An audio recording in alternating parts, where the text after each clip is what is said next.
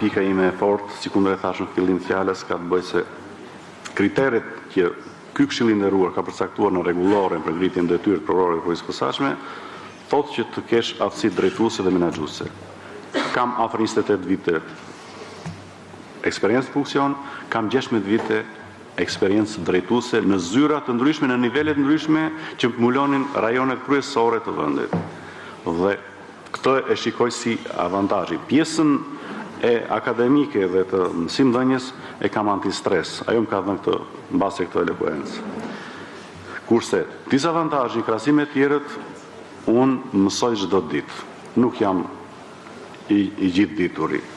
Nuk e kam eksperiencën e duhur në hetimin e veprave penale që kanë bëjnë me kriptovalutët, në teknologjinë e informacionit, sepse çdo prokuror, çdo magjistrat merr dhe ekspert, por unë detyrohem që për shtatin të mësoj, por e kam pamundur që unë të jam ekspert i fushës së kriptovalutave.